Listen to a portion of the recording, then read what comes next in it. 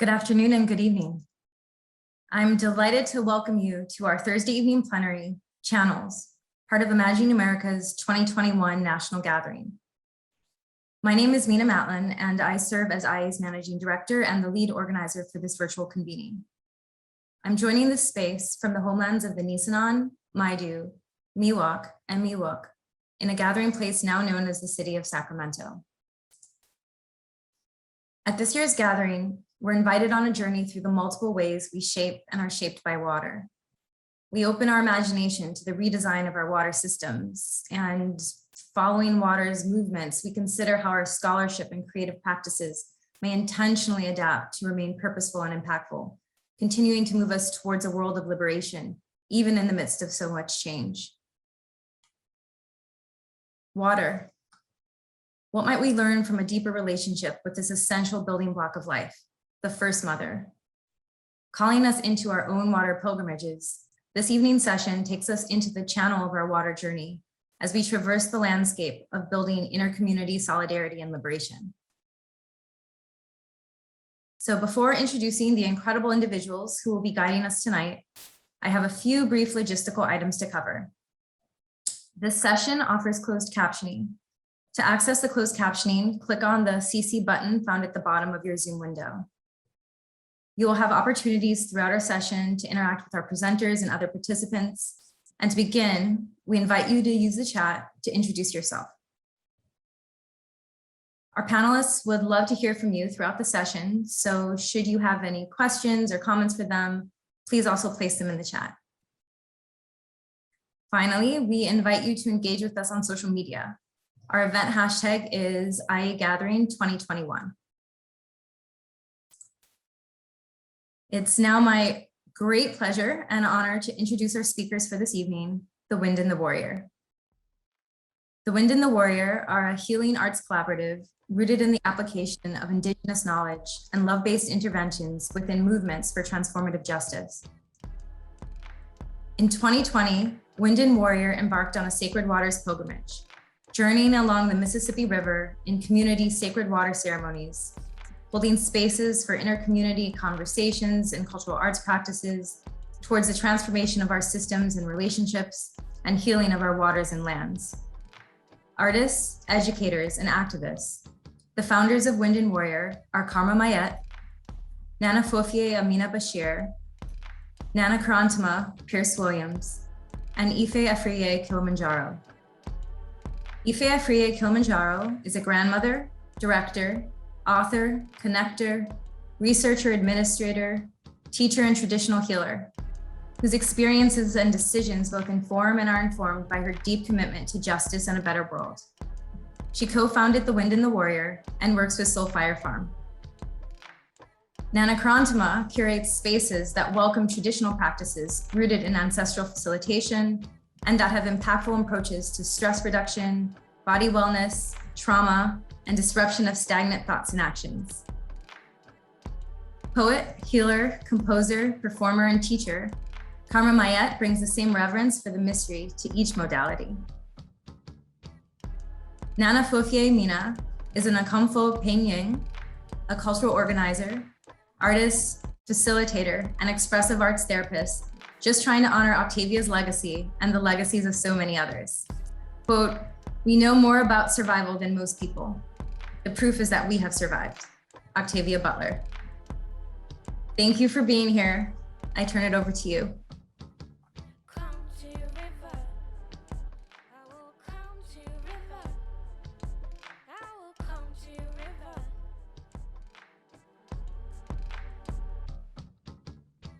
Welcome.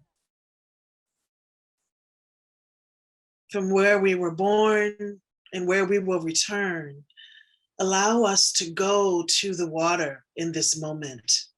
Let us ground in the water, lower the eyes, find a focal point. Let us go within.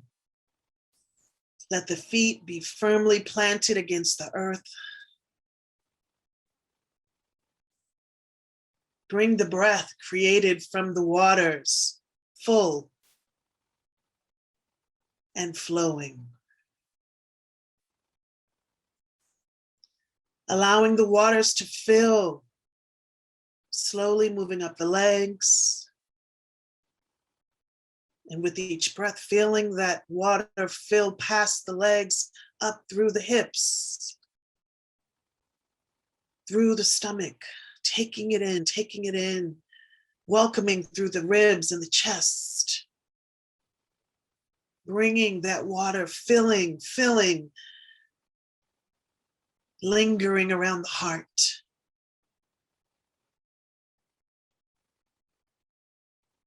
Bringing breath, bringing water through the shoulders, up through the neck, throughout the crown, full breaths, welcoming this moment.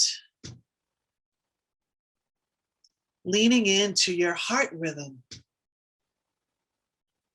knowing that the waters are within us.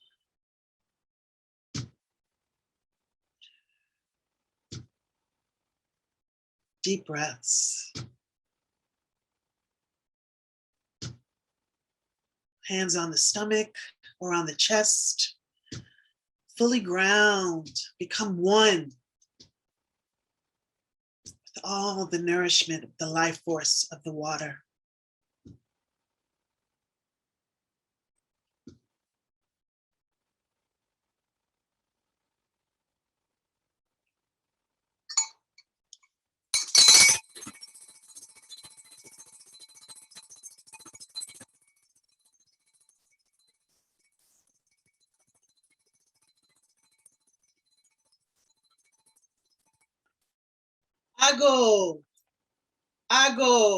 I go. Amen. In Yami and Yakapono, Dumankuma, Triampona, Sasia and Sa. Oldest grandmother spirits, Thursday, we call you. Oldest grandfather spirits, Thursday, we call you. Great earth, we call you. Nana nom. Great spirits, we call you forth. From all spaces of the world, we call you in this moment that you come forth. You who are of the water, that you see what's happening in this moment, that you are present. We call you all the Asuos. We call you all the ancestors. We call your name. We lift you up in this moment, that as you curry and ride the waves, knowing that we are in the waters, we are of the waters. We are in the waters. We are of the waters. Mm-hmm. We're giving thanks and honoring the Nana Nom, the divine, enlightened, elevated ancestors, giving thanks for your sacred presence in our lives. So the ways that you've opened up pathways of learning and of protection, of guidance and instruction, of whispering the old ways in our ears, in the minds, hearts, and souls of those who have receptors to those wisdoms. We pray that you continue to speak and open up the hearts, minds, souls to those who may not yet be ready to hear, but are on the verge. This is a moment where all are required to lean in, to step in, to be able to save, to support, to love, to honor, to elevate, lift up the sacred relationships that we hold with one another and our relatives of all forms within this sacred planet called Earth. We want to honor those relationships and give honor, pay honor and homage to the waters, the sacred waters that bring us here today, to the lands, the sacred lands on which we live and which feed us and nurture us in so many ways, for the winds and the airs that we breathe, the trees and the plants that sustain us, give us life, and exist in divine and sacred relationship with one another and with us. And for those divine, sacred, blessed plant communities and animal communities that are gracious enough to hold us, to feed us, and to be in the relationship and be in relationship with us in ways that allow for us to be well. And may we reciprocate, may we learn how to reciprocate in kind and in ways that are regenerative and uplifting and nurture healing and lasting relationships for years and years to come.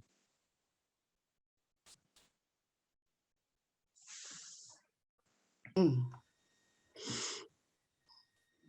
Paucho. As we pour your sweet water into our sacred vessels, that we be reminded in this moment with each breath that we belong to you, that we are humbled by the sweetness of the fresh water that sustains our lives, that we reaffirm our commitment to serve the water, to listen to the water, to know this communication that goes beyond all reason, to embrace all of our relatives and all of our relations with the sweetness and the calmness and the understanding of the eons of the many, many generations who have come before us and who have shown us the way to be in right relationship. We humble ourselves and we begin to listen more deeply with each moment that we bow our heads in prayer, that we lay our hands upon our own hearts, that we may grow through the challenges, through the conflicts, through the wars and the devastation that we are seeing, to come through to a transformation that will take us into our true destiny, to be a people of love, to be a people of honesty, to be a people of humility, to be a people who carry trust, who carry reciprocity in all of our actions. We know that we are imperfect and we are perfectly imperfect, and we are blessed to be in relation and to be in communication that allows us to see ourselves and to see one another in this beautiful asymmetrical, multidimensional, prismatic existence. That's right. That these rainbows of light that refract through the water show us the ways that we can grow in our own consciousness and in relationship. I say medasi, I say thank you, I say miigwech. As I pour this water, sacred water. And as I pour this sacred water, I give thanks. I give thanks to everyone who is here. I give thanks to all who have been called. I want to offer everyone who is here a moment, whether it is a glass of water in front of you, whether it is a water that you can go and grab real quick. We are offering libations in the sacred practice of a prayer, an offering back of the water. That is both gratitude and an offering back. That is a recognition that we honor water for herself, first and foremost. So I honor water for yourself, first and foremost. I give thanks for the incredible being and element that you are for yourself, first and foremost. I give thanks for how we are connected through the water. I give thanks for how you inform us through your water. I give thanks for how you fortify us with your water. And I give thanks for how you continue to connect us in so many ways through the water. We pour this libation in ancestral practices because we have a practice of offering back as we call in. And so we have called in, as you may have heard, different deities, different spirits, different elements. We call in the beings that fortify us along with the water. I call in grandmothers, I call in grandfathers, I call in eldest parents, I call in the land, I call in where I am right now, the Mississippi River. I call in all of the ways and the wisdoms of the waters that have brought me to this place and that have brought all of us to this work, that inform us of how we give back, connect, receive, and give thanks to the water. And in our terms, we say medasi ananam, which is thank you, amen, ashe, however you say. We give thanks and call in.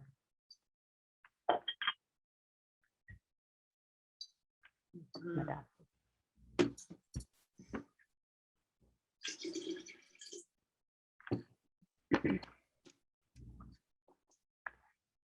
So again, and Madasi, Miriam Madasi, everyone for being here. Madasi Nana Korantemah for starting us off, and for all of my sisters for this journey together. Libation is a form of prayer. It is a form of communication. It is a form of meditation. It is a form of just commune. And that is one way that so many indigenous peoples and peoples commune and connect.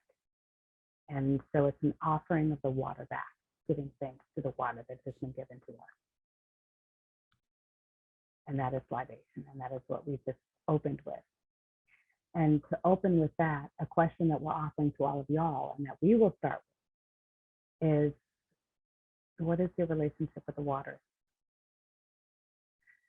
For us as Wind and Warrior, of course, we're going to be talking about the Sacred Waters pilgrimage.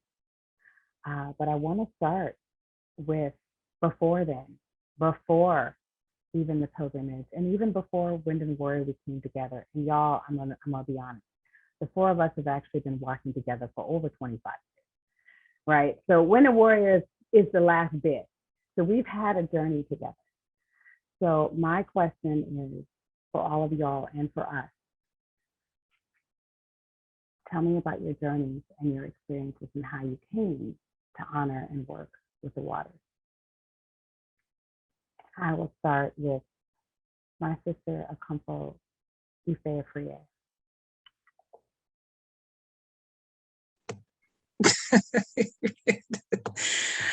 Yes, indeed. You had to kick it to me. Hey, y'all. Good evening and blessings. Wow. So a few things that hopefully we'll weave together at some point. Well, first, I want to share that what you're seeing here in this slideshow are images from the Sacred Waters pilgrimage. And as my sister shared, this is one of our more recent journeys together in this lifetime, 25 plus years, and who knows how many other, because we seem to find each other maybe lifetime after lifetime. We're trying to identify markers so that next time around we can find each other. But so what you're seeing here in these images are like this in particular is where we started at the headwaters. And I'll share a bit about my story and my relationship with water, but I don't want to miss this opportunity to speak to this part of this evolution of my relationship with water, and the evolution that began, or that took place with the Sacred Waters pilgrimage. Here we are exchanging gifts with our family in at the headwaters of the Mississippi. And one of the very important commitments that we hold, that we've embodied for many years and generations that have been passed down to us, is that it's important that we honor and give respect to the indigenous native folks who are the sacred original residents of the lands that we were at each step along the journey that we stopped. And so we paid homage to the people. We paid homage to the waters. We made offerings to both our human relatives and our water relatives. We engaged in ceremony and communication with the lands that hold the waters and that feed the people, that hold the people. And I think within that, if I were to think about my relationship with water, and I'll start with something that I really learned within that journey. And it was, kind of like so before this journey, I always sort of felt deeply connected with water. Obviously, it is the majority of my body. I lived in water before emerging from my mother's womb. I was born in a city that within which a river, or through which a river ran. And in each and every place that I've lived, including now, it was always near a river. So within my lifetime, my journey has been along waterways. And I think that it is, I came to that realization while on this journey. I came to really appreciate more, not just that water is life and is a source of life for many beings, but that water, or the waters, are living beings themselves. Water is plural being, plural beings, as I've come to appreciate and understand. And the waters are as responsive to our connection and communication, our voices and our beings, as we are to them. And so, you know, I've experienced water in so many ways coming up in life. I've taken waters for granted in many ways throughout my life, even as I recognized and came into deep appreciation along the way for the life that it gave me, that they gave me. But within this journey, I found myself connecting with the waters as living beings, and with spirit and personality and character and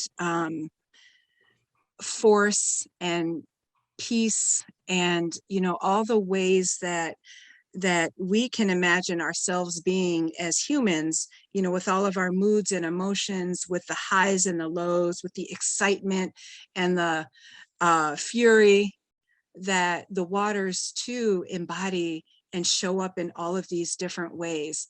And there are ways that waters don't show up, and in places that where, because of the practices and imbalanced relationships, exploitive and harmful roles that humans have played, the, you know, ruling race, class, gender, throughout history has extracted and destroyed and created such imbalance that there are some places that where water is very sparse, and those areas continue to grow and expand. So I think I'm going off a little bit beyond the question, but so I'm gonna pause right there, but just wanna note that, you know, my relationship continues to grow and deepen, and what was once just kind of began early on as a recognition of the importance of water, because the science books say that we're made of it, evolved over time to a deep, to an appreciation and respect for water, but still sort of seeing it as water, as, you know, something to, you know, take care of, but in a real superhuman centered way, to, you know, what I've really gained and how I've really grown and deepened my relationship with water in the pilgrimage is getting to know waters as relatives, as living beings, as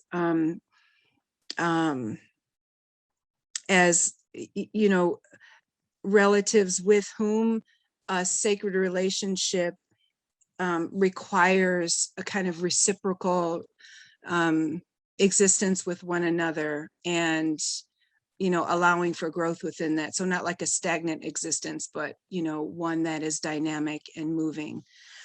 So I'm going to toss it on over to one of my sisters. I feel like, yeah, to really go deeper and share your story.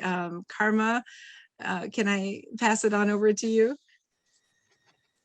Surely. Thank you, Afriye.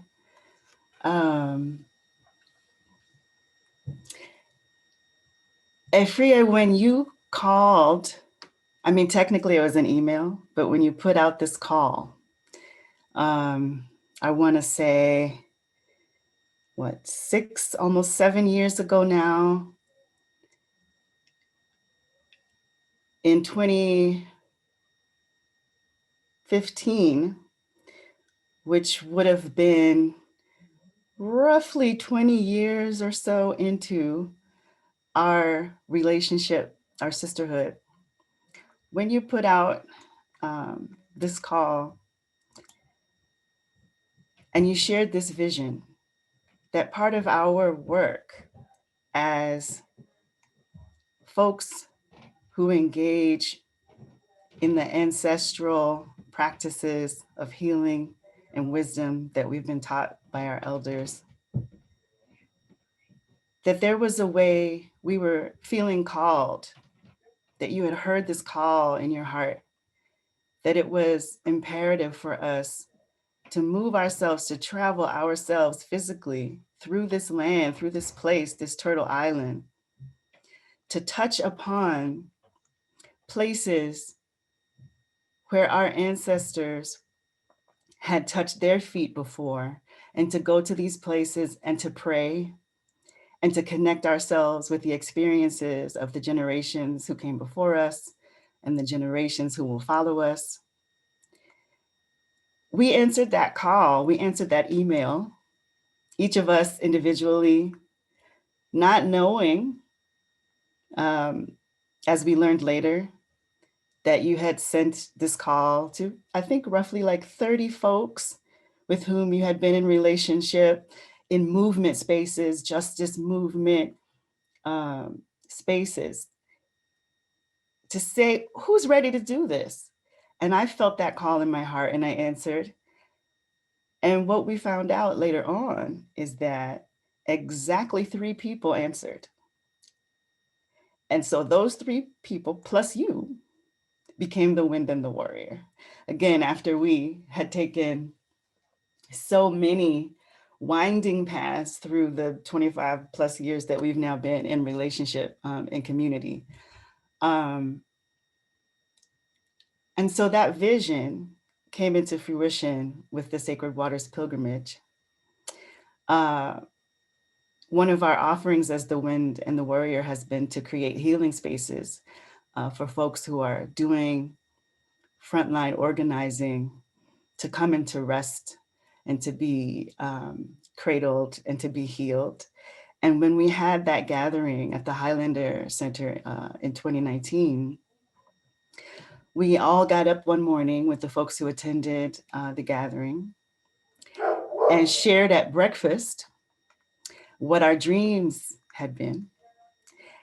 And everyone had seen a version of the same thing, which was that now is the time, this journey that we've been envisioning and that Afriye called us to some years before, to move through Turtle Island and pray at designated places where our ancestors had lived really fully into their power of resistance, that the time to do it was now. And as we sat at breakfast that morning, we said, oh, and the instruction specifically is that we'll begin this journey at the summer solstice. And that this journey specifically relates in this first iteration to the Mississippi River, that big mother river. And that where we should find ourselves should be at the summer solstice at the headwaters of the Mississippi River. So as we sat in Tennessee in the autumn of 2019 and received this vision to go to the headwaters of the Mississippi River at the summer solstice of 2020, we made this commitment that yes, we would make this happen.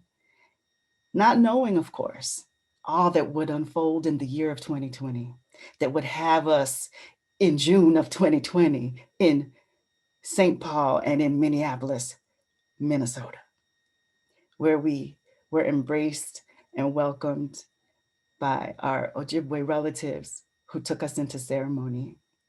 Shout out to Renee Gurneau and to Elder Jan. One of the many lessons that they shared that has transformed and continues to transform my relationship with the waters is that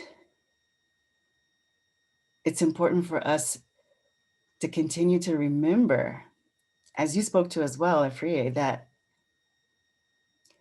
while we often hear, as Elder Renee spoke to us, we often hear of the right that all the human beings have to experience life with access to clean and fresh and healthy water. And while we affirm this, that we should also take the opportunity to flip that and to say that it's imperative for us to place the rights of the waters even before the rights that we know are ours as children of the earth and children of the waters. That of the waters we are, and as the children of the waters, we bow to and reverence and prioritize them and take our decision-making from them rather than the other way around. So that is a teaching that continues to grow in my heart. Yes, indeed. Yes, indeed. And I'll pause right there. And I just want to jump in to just give some context to these slides. The order has literally been from the headwaters to what you're seeing now is the final celebration down here in Louisiana. We did our final solstice. We started the solstice, did full moons, and then ended on the winter solstice in Plaquemines Parish. And this is actually in the quarter in New Orleans where we got together. And so a shout out and deep appreciation as Karma Afia spoke to, as Afia Karma spoke to, the Ojibwe and Renee Gounod, who trusted us at the headwaters, and our partnership throughout this with the Homa Nation here where we are and where we ended on the 7th stop and where I live. And so I just wanted to give some context that what you have been seeing for the slideshow has literally been the order of how we opened and what both Afia Karma and Akomfo Ife Afriye have been speaking to of how we've come to this, both through our personal journeys with the water and how that came to the Sacred Waters pilgrimage. So speaking to both of those, Nana Korantemah, how did you, both in your journey and your relationship with the water and then the Sacred Waters pilgrimage, was there a shift in evolution, or how did they connect your relationship with the water and the Waters pilgrimage? Absolutely. And even now acknowledging the divinities that are with us in this moment, pausing and acknowledging their presence, without whom none of us would be gathered in this way at this time, right, in this moment. So as folks who heal the healers, right, Wind and Warrior, we know that we've been chosen to do some serious work. And this is something that we've not taken lightly. So in reflection, because it wasn't something I was aware of during the pilgrimage, but in reflection, it really dawned on me how sacred our pilgrimage was. And I say this through the lens of the water is us and we are the water. And as we traveled from point to point to each of the stops and gave to the earth and poured into the water and prayed with the stewards of the land, owning up to that same responsibility, and bowed to the elders after getting permission from them to even be on the land, the relationship with water for me did shift. I felt every curve in the Mississippi River within my being. At every stop, a different chakra, which we intentionally planned to highlight, to lean into. Each chakra was activated. There were new lessons at every single stop in relation to the water and the power it holds, and how I'm a part of that power, and how all of us are parts of that power, and the simplicities that would present just had new weight and new meaning, new awareness of how we need those crooked bends. We need those tributaries to make the whole, to sustain, to balance. We need those confluences. Again, I'm talking within myself and in our lives, as well as paralleling in the water along the Mississippi River.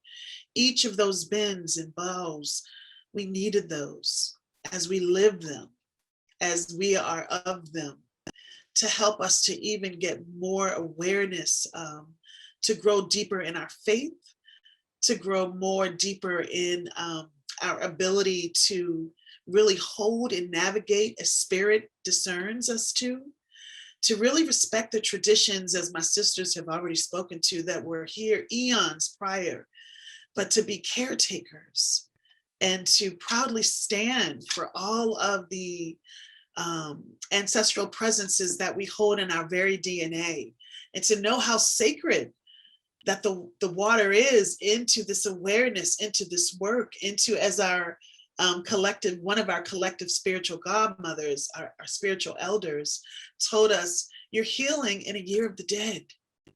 So yes, there've just been some serious changes and deepening of reverence for me with water, because we really were moving through the pandemic for Black women, moving through month in the pandemic, doing the work of the water. So I'll pause there. Oh, doing the work of the waters. And yes, we started in a year of, and it's interesting, yes, a year of death, a year of healing, also an incredible year of life and uprising. If you all look at one of the first pictures and the last picture, we, on Juneteenth in Minneapolis, at the major uprising, starting with George Floyd, is actually where we began. So we began at the actual headwaters, and mind you, there are actually a few headwaters, but one of the recognized headwaters of the Mississippi River, as well as at that point in St. Paul, actually right on the border of St. Paul, Minneapolis, on Juneteenth. So it really was such a coming together of, and we don't differentiate like this, but to offer what is often in the lexicon Black and Native, but we came together in indigeneity and in our practices. So thank you for saying that, Nana Korantemah. And a lot of adjustments were made. You saw a couple other pictures in those slides that were of what Nana Korantemah, what my other sister spoke to, that there was a protocol, of course, at every step of the way, where we did not do anything without first speaking to, reaching out to the first peoples there, the Native peoples there, the Native water workers there, to greet, to make offerings, and to ask permission.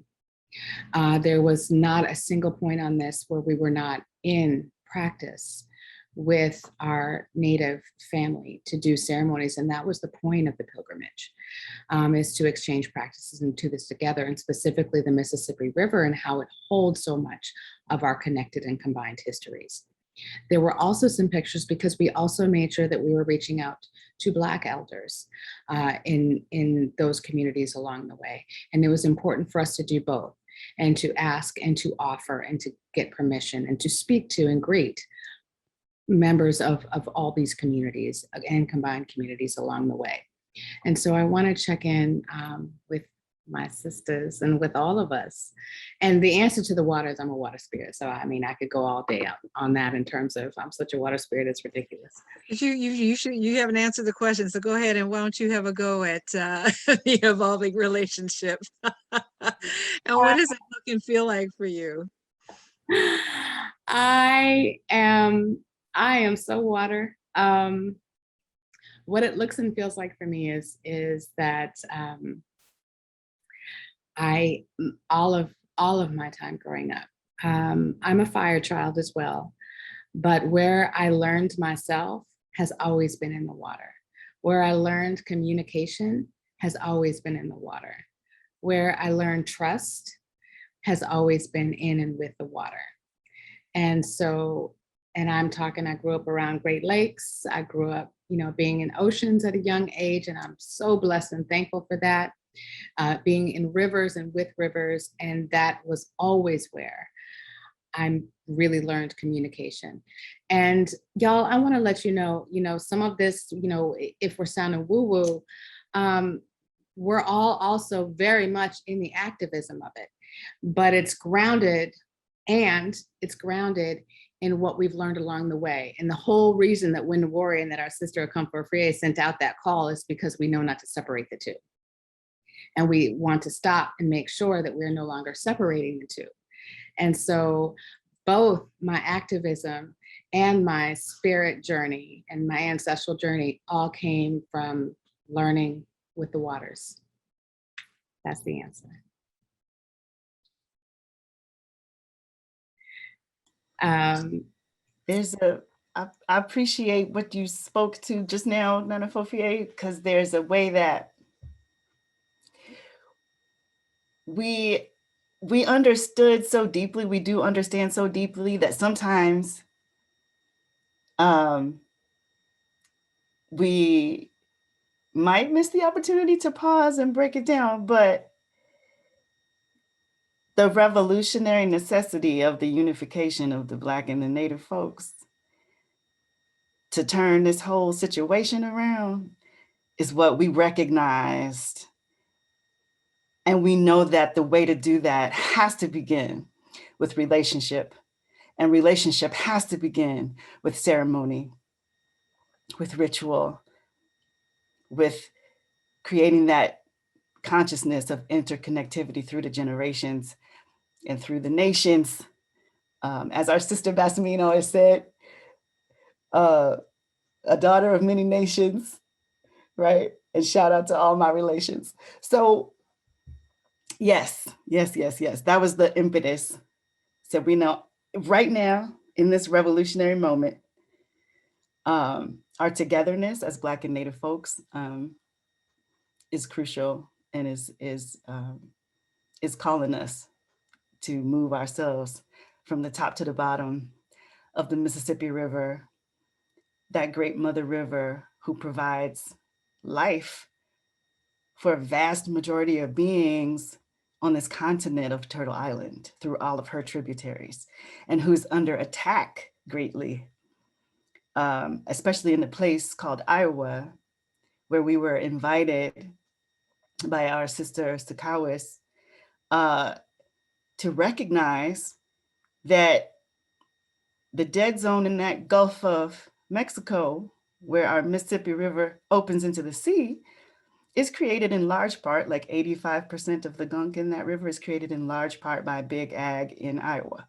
So addressing our relationships and how we can join together to transform the state, the condition of the health of our mother, the Mississippi, and the condition of the health of ourselves.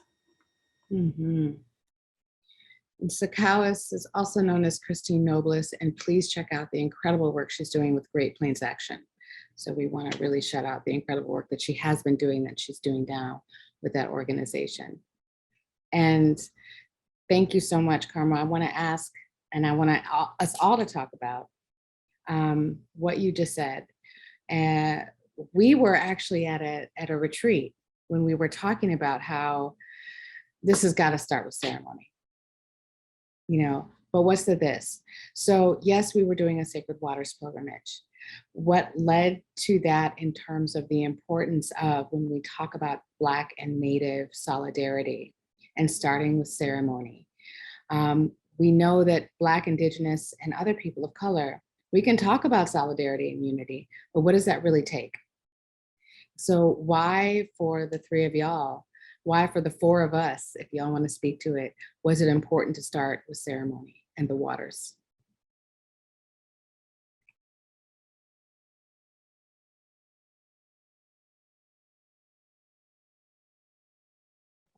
I'd love to chime in and share and briefly affirm what Karma shared, that it's relationships are fundamental. They are core to things happening, to movement happening. And how do we get to the place of relationships where we may not know that we have them, where they may have been antagonistic in different moments in history, where we don't recognize one another, and often it is by starting with, in these spaces and places, these sacred spaces and places that we do know and recognize, that we share.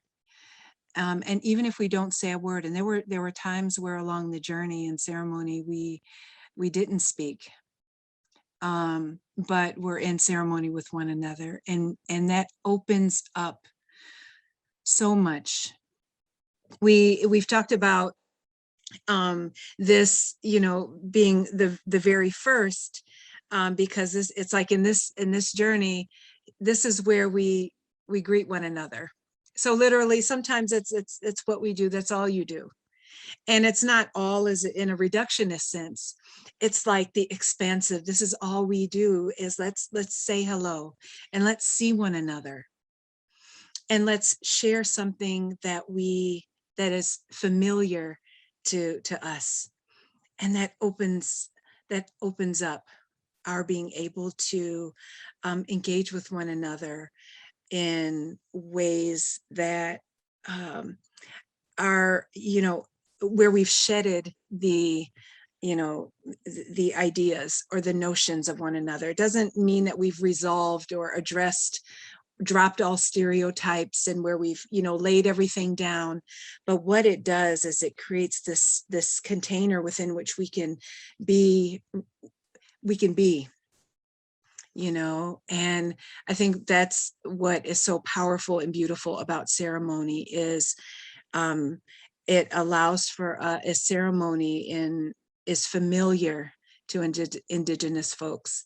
It is something that allows us to show up, or when I say it is something, the language is so, awkward and imperfect, but ceremony allows us to show up fully and in our fullness and in our heart space and in our spirit space with one another.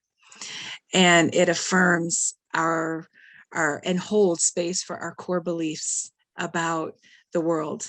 And that's such a beautiful and important and powerful way to begin relationship and to heal.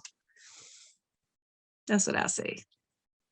What y'all say? I just want to say, shakalaka, yes, ma'am. I just want to add to that. There's something that happens when you see your sister who you didn't grow up with doing ritual the same way that you are. When we see the parallels of our First Nation sister overlapping what we do in our traditions, it begins to just peel back all of those stereotypes my sister just spoke to. It pulls back all the layers. And in the moment, it really challenges us to look at what's really there and how much of us is in the way. So when we're able to get out of the way, we're able to really embody the gifts of the spirits, the gifts of the water, the gifts of those pure messages that come when we fast from certain behaviors, when we refrain from certain ways of thinking and processing. So this was life-changing. It really was. And yeah, I just wanted to add that part. I wanted to add that part in. I thought it was important. And indeed it was. And I first of all, Kampo Ife Afriye. Oh yes, the language is imperfect. So when we're talking about why and how, for me, coming together in ceremony was so important is because we know that not only is this language so limited, but this language is so impacted in the messaging of colonized ways of how we're supposed to be seeing and thinking of each other, that even trying to have the conversations, that's, it was important for us to first, wait a minute, let's just get to the waters. Wait a minute, let's just get in some ceremony. Because we know that the language is infused with the messages that we are actually trying to dismantle. And when we speak to ceremony, y'all, that's been our history. We're not saying that you have to be some sort of whatnot and who not and whatever. We're talking about our shared histories going back of drumming, of circling up, of singing with the waters. That's what we mean by ceremony. And that's what we came together to do, and then found out, as Nana Korantemah was saying, what? We do this the same, you do this the same. And that's where, so much of the connection really deepened, as well as the messaging. Yeah. You know what, you're making me think too, like as we're talking about this, even among us, ceremony has been just such a powerful, have played such a powerful role in our relationship. Like we've, as goodness, forgive me, so much is going through my mind. I forgot who said it, but we've known each other for 25 plus years. That might've been you, Nana Fofie. But, and there are moments where we were, we hung out, we were in ceremony ritual as within our spiritual traditions with one another. And then as our relationships evolved as we moved into this formation of the Wind and the Warrior. And there have been times where, y'all know, with family, where stuff comes up and where, it's like, sometimes just how we feel, it's like, I don't like what you wearing today, or, it's like, just all kind of stuff comes up. And we, and our relationships have been tested. And one of the things that, an important part of how we continue to connect and grow and learn together and work through stuff are the ceremonies and the rituals that we share together. So I want to name that too, because there's so much work indeed that's needed within our movements and across movements. And relationships are critical to attend to within those. And ceremony, shared ceremony and ritual is so powerful and important within that. And within our families, within our units, within our organizations, identifying and it doesn't even have to be all heady like that, but being in ceremony with one another is such a powerful way that we have kind of reset and re-seeing one another, if that makes sense. I might be inventing a word, but where we kind of come back to ground zero and are just like, okay, we are here we love each other. We trust in what each is bringing. We, we want to understand and, to be able to work through things together. And, again, ceremony, just the prayers that we do at the beginning of our calls and the songs and the affirmations and the things that we do are so powerful and important for our relationship and our continuing to be able to carry forward in our work. So I wanted to name that, add that, so yeah. Midasi, that's so crucial, right? Because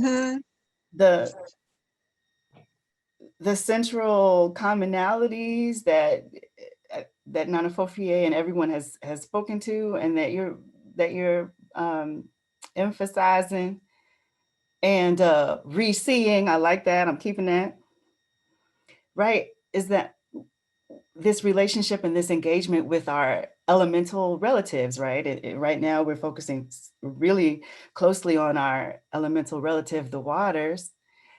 And then we have the fires, we have the winds, for whom we are named. We have all of our elemental relatives. And when we engage them in ceremony and ritual that can take care of so much that we, in our humanity and in our little brains, can't take care of. That there's no way for us to logically conversationalize our way to healing, to transformation. Although communication and speaking is crucial. Here we are speaking. The power of the word is undeniable. The power of communication and conversation is undeniable. And yet we know words have those limits. Words have a limit.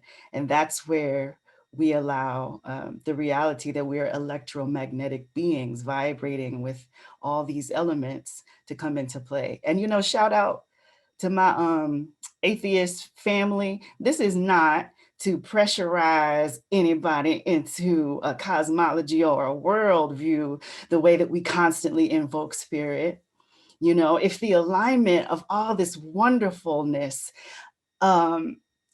feels more like something that's a mathematical coincidence, I'm not mad at somebody calling it that. Hallelujah, let it be that. But it's happening one way or another. So, you know, just to make room, right, for that openness and that expansiveness, that when we come into spirit, we come into ceremony, we come into ritual, that we are not coming into dogma, that we are not coming into needing one way to be the way, but that we are open to what we continue to experience as, for example, tell a really small, quick story, the thunder medicine story, which is one of our favorite pilgrimage stories, which is that when we sat and intuitively received that along the river, as we shared focus through these 7 full moons, each one had a special focus, and we received intuitively that this particular moon, our elemental relationship with the thunders would be foremost. And we carried this intention, and we went and we met with our relatives, and we said, here's who we are. May we humbly ask your permission to pray in your home, and would you pray with us? And what we have been meditating on is the thunder.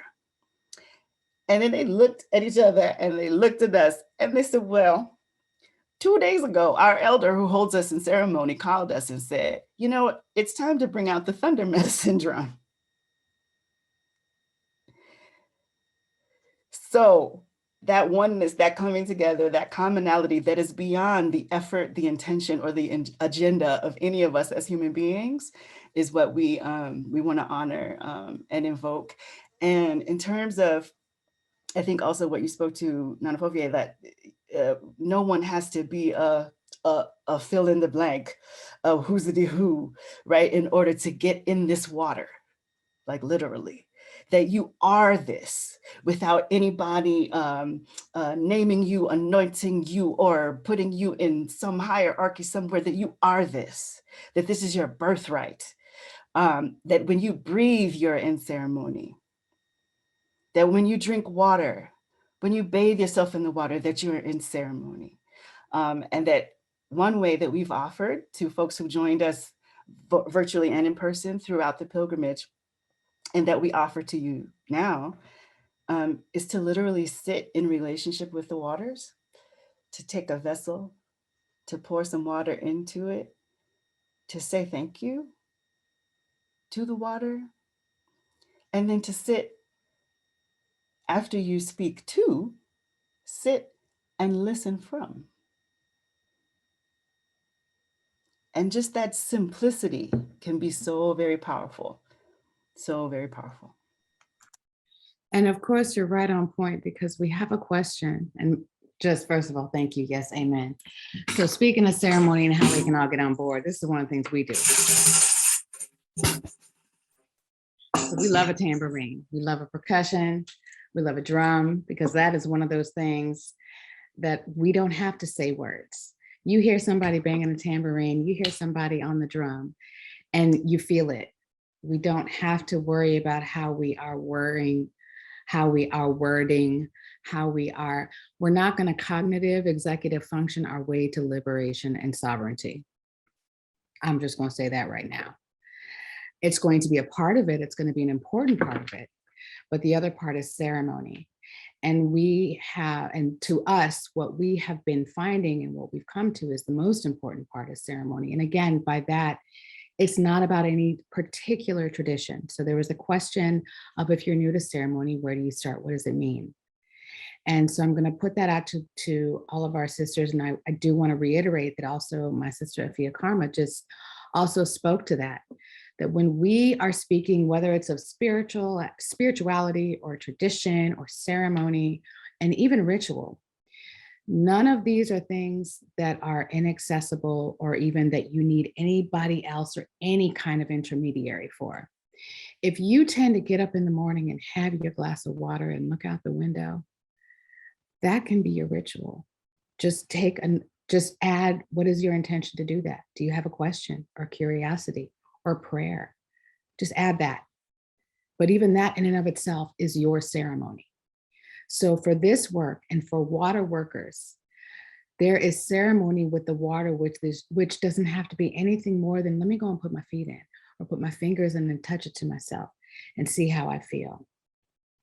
Ceremony is anything that is the combination of intention, action, habit, any of those things.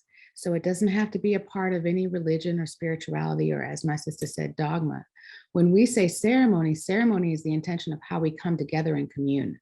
So communing with the water, communing with our own intentions, how we want to wake up in the morning, that is all ceremony. If you want to beat one beat on the drum or shake your tambourine and do that in the morning every day with a glass of water, let me tell you how much that is ceremony. And then if you want to decide that that's how you are going to engage with community so that you all can do water work together, so that you all can come together around climate justice without having to feel that you need to know theory and action and history, that is the ceremony of how to get involved in water work and climate justice. And so I want to invite my other sisters to speak to, if you don't know ceremony or haven't done it, what does it mean and how do you get involved?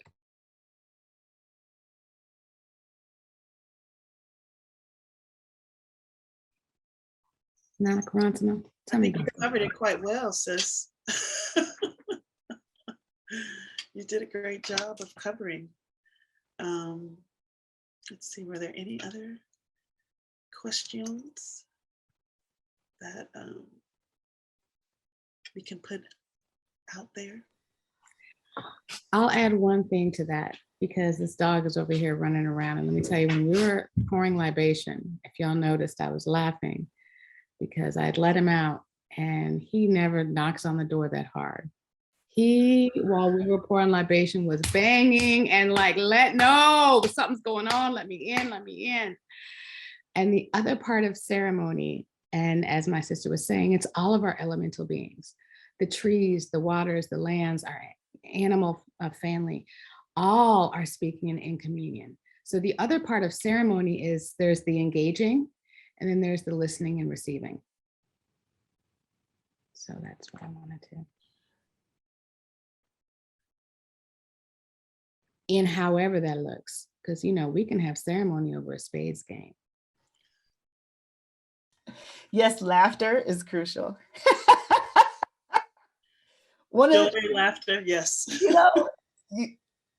I've never seen us get on a Zoom call without cracking up within the first 30 seconds. Laughter. This is so true. Little teeny weeny little story too about that. Again, this notion of this relationship with the water, the what is ceremony, what is ritual, and getting into that embodied relationship with our elemental relatives. Tell a story. One of the beautiful young activist warrior healers who joined us on the pilgrimage had been working in climate activist space as a leader, had been accomplishing amazing things, and told us, shared with us for the very first time, that until she joined us on the pilgrimage, she hadn't considered actually getting in the water as a way to complete and make whole the work that she was dedicating her life to as a water activist. To touch the water. You know, just that simplicity of touching the water. And shout out Iraomi, Michaela, I see you. Another one of our sisters, the amazing Michaela Harrison, whale whisperer. Speaking of the waters, I just saw you in the chat and had to shout you out about laughing and spades. I did, and that also goes to exactly another question that came up. And yes, hi, Michaela, is just really how this even happened. And so when we speak of tributaries, of course, there's the Mississippi River, and we're talking about how the vines go off. And so we did this in the year that all of a sudden we were in a pandemic. And so a lot of it was on Zoom. So one of the slides I made sure to add so that y'all could see that there was a portion of this. So for every stop, there was the ceremony that we did in person that was small and safe with our family, our indigenous, our native family who was there, who were of those lands, with maybe a few people who were traveling with us. But there were people all over the country who were a part of this pilgrimage virtually, and who were then going to their own waters where they were and practicing. So for each stop, there were medicines that were discussed. So we were working with all of the elemental beings. So that's another thing, is when, of course, water is life. And so when we talk about water being life and water being so much a part of it, that is not, we're including the fact that that includes earth and fire and air and spirit and rocks and crystals. And so and herbs. So all of those medicines were a part of all of the stops. So all of the points included, what are the medicines that we're going to focus on? They included, how are you, wherever you are, going to take what we're doing in this central ceremony into where you are. And so it was a way that we were also connecting when we weren't even necessarily physically connecting. And Michaela, shout out, ways that people were offering. Michaela offered a song that ended up traveling for at least, I think, what was it, stop 3 through 7, I think, if not from number 1. And then there were people who were able to join along the way. So it was just another way of how we connect. And also, and this goes to movement work specifically, how we creatively come together in ways that connect us with the water, with the earth, with each other in creative ways, knowing that stuff is going to change on a dime. So I want to check in. Yeah, that's my thought. Shout out, Michaela. Yeah, I'm glad you make that tributary point, because what our intention and our prayer was and is, and what started to happen, is that folks in Hawaii who are protecting their sacred mountains, folks in Puerto Rico who are defending their sacred rivers, folks who are in Somisec territory in Texas, folks who are in Alaska, folks who did not make a physical journey to join us, got on their Zooms every full moon to pray together, and went to the bodies of water where they live to pray and to connect those prayers with the prayers we were pouring in the Mississippi River, and to circle with their communities to make decisions and set plans and intentions for how to organize in their local communities about the relationship with water, about the access to clean water, about the commitment to policy initiatives to protect water. So I saw that question had been raised in the chat, like, well, how does this inform, our activism and that tributary work, right? That activation of the love space, the relationship space, is that foundation that then can branch into those actions that are informed by relationship Mhm. and informed by love. Mhm. And also, you know, again, we're all organizers, and organizing is relationship building. That's how it informs. We know that policy, that organizing is about relationship building, and it is about who is most affected, who is most impacted. And so that's what this work is about. Who is most impacted is those of us who are on the waters, who have the histories of the waters. And so I think that's a beautiful question to raise in terms of how this work may have, and we know the general, which is we know that organizing is relationship building. That's how this relates. This relates in the fact we were literally in Kyoku when the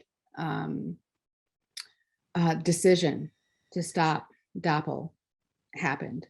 We were in ceremony at a stop, actually, that we weren't even, that actually got added when that line came down, when that decision came down, excuse me, and now are in relationship around stop line 3 with people in a much deeper way than we may never have been without this. That's, for me, what comes up is the most immediate. But what about y'all? How does this impact activism and organizing for y'all?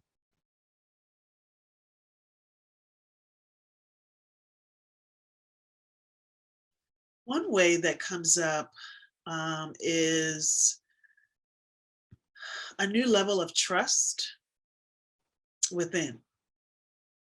Trusting the relationship that is already there with the water, trusting the shifts that are required to have deeper relationship with the water. And often that means kind of changing how we are present in the world, whether it's bringing more quiet, bringing more listening, bringing more ceremony, whether it's working with somebody, maybe leading a prayer circle, maybe leading a walk, really finding opportunity to embody and connect breath to life to water in opportunities and spaces that wouldn't normally be visited, wouldn't normally be actualized. Like really prioritizing the trust that comes with unfamiliar spaces and untraditional things that feed us and are fueling us each and every day, bringing that ability to be present now is very different from even 5 years ago. So really honoring and respecting how trust is showing up and recognizing that often, and I think someone spoke to this earlier as well, getting out of the way and letting the water speak to us through our ancestors, letting the water speak to us through the elemental forces, welcoming what it can look like when we prioritize just listening to the animals, welcoming what it can look like when we allow ourselves to go on a water fast. So there's new trust, there's new relationship that's ever evolving ever since that pilgrimage, because the water has really kind of awakened in, I think, each of us a new presence, allowing us to go deeper and further and breaking those barriers and releasing those chains that are still there even now, all these years later, with all the work that we've done, with all the self-care that we've brought to ourselves, with all the healing that we've collectively done together, with all the shifts that we've been able to witness in doing the work, even still being more and more intentional with decolonization as it relates to how the water shows up for us, which is unconditional. So, yeah, definitely welcoming the changes that are presenting from our Sacred Water Pilgrimage. Oh, I'm shaking my tambourine on that. I felt your words moving through my heart, not a Korantemah. I was asked to address this question about educating ourselves and each other and the generations. Shout out to all the teachers. We're all one another's teachers as we're in relationship. We learn to be more deeply ourselves by the ways that we challenge one another.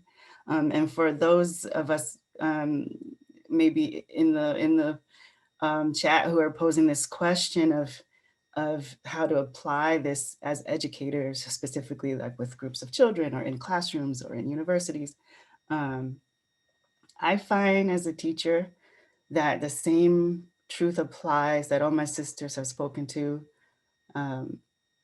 that, you know, it's that old adage that you can't educate somebody who you don't love.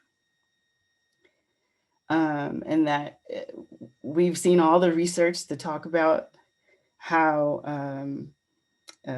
misperception on the part of teachers of their students becomes a blockage to the students being able to absorb whatever information might be being presented. So as an educator, I find that in bringing folks, students into relationship with each other, that this very simple and very powerful way of relating, of even to sit with a little glass, a little cup, a little water bottle, and to speak about, you know, just the what if it wasn't there?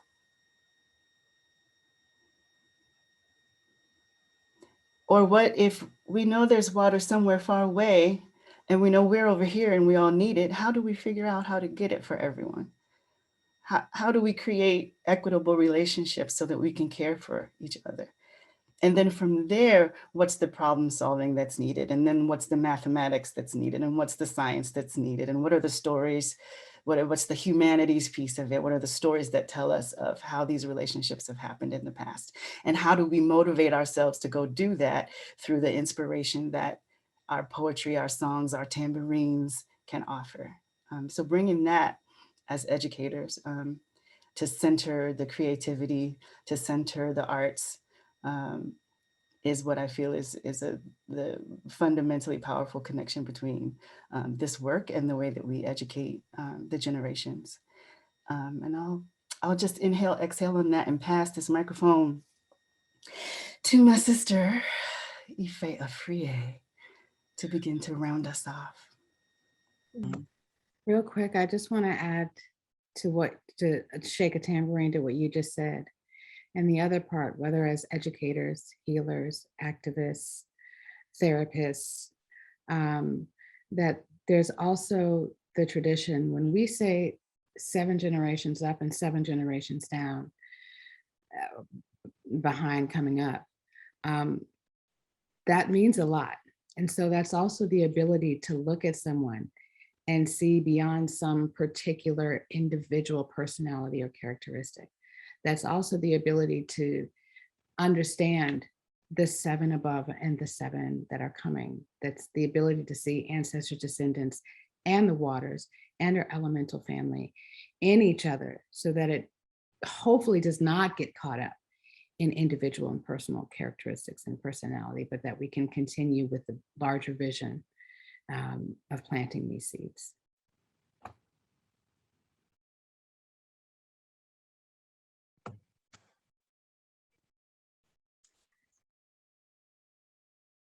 I'd love to invite us to close in a way similar to how we opened, and that is with our feet grounded in the floor or in a comfortable position, and with your eyes lowered, closed, what feels good to you. Open, it's all good.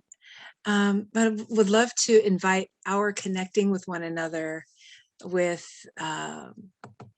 this prayer that we shared and that we shared through a book, and we'll have the information for you in just a moment.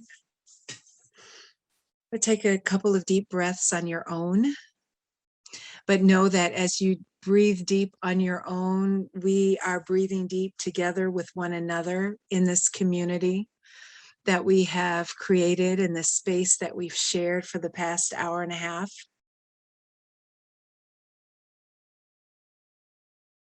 And continue breathing deep as I offer this prayer to the sacred waters. Sacred waters, hear me as I call to you. No matter the forms you choose to take, we are family. I know this to be true.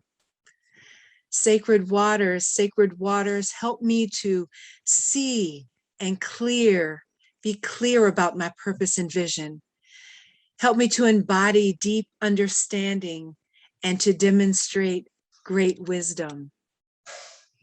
Sacred waters, purify my mind, my body, and my soul. Open my heart to radical acceptance. I surrender completely so that I may be made whole.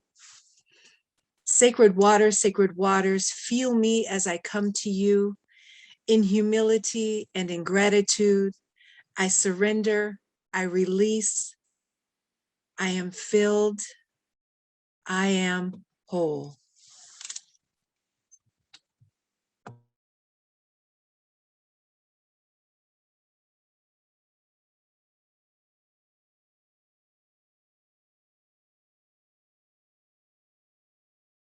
Thank you.